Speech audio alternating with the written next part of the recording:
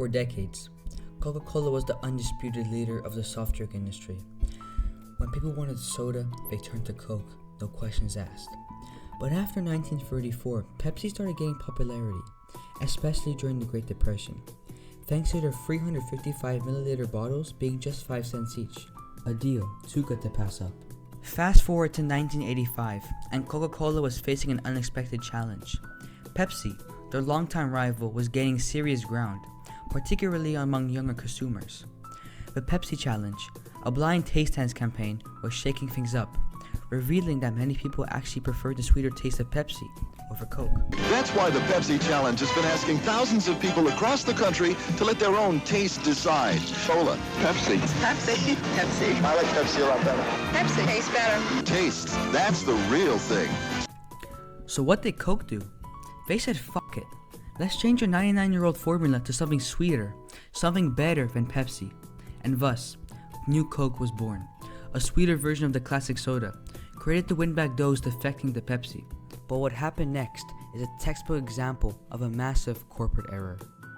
After tons of market research, including taste tests showing people preferred the new formula over both Pepsi and the original Coke, Coca-Cola was convinced they had a winner. On April 23, 1985, they launched New Coke, and in doing so, discontinued the old formula entirely. Death and taxes and the picture of George Washington on the dollar bill, those are among the few constants in a changing world. But now another of those constants may be changing. Coca-Cola is about to announce what it calls the most significant development in its history. In the War of the Colas. So let's let her rip. Let's land on the beaches and go all the way. It's a kick, it's a hit, it's a Coke. But the public reaction? Well, it wasn't what Coca-Cola expected, at all. Coke faced an intense backlash. Loyal Coke drinkers felt betrayed, angry that their beloved drink had been taken away without their consent. The backlash was intense. People flooded Coca-Cola's phone lines with complaints. Over 400,000 calls and letters poured in. Some people even took it to the streets, pouring New Coke down the drain in disgust. In Seattle, a group called the Old Coca-Cola Drinkers of America was formed, dedicated to pressuring Coca-Cola into bringing back the original formula. So what went wrong? Coca-Cola underestimated just how deeply people were emotionally attached to their product. Coke wasn't just a drink, it was a symbol of America, of nostalgia, of comfort.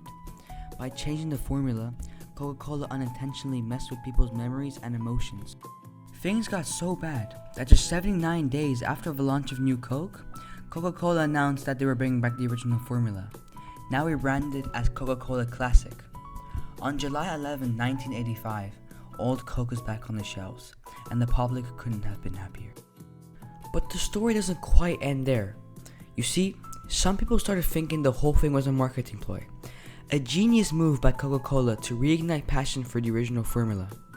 The idea was that Coke knew New Coke would fail, just to make everyone appreciate the original more and buy it in droves when it returned. But Coca-Cola executives have always denied this, insisting it was a genuine mistake.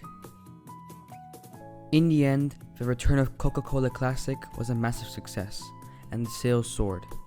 The tale of New Coke is now an important lesson in the risks of messing with a beloved brand. New Coke became a pop culture icon, referenced in movies, TV shows, and even making a brief comeback in 2019 as part of a Stranger Things promotion.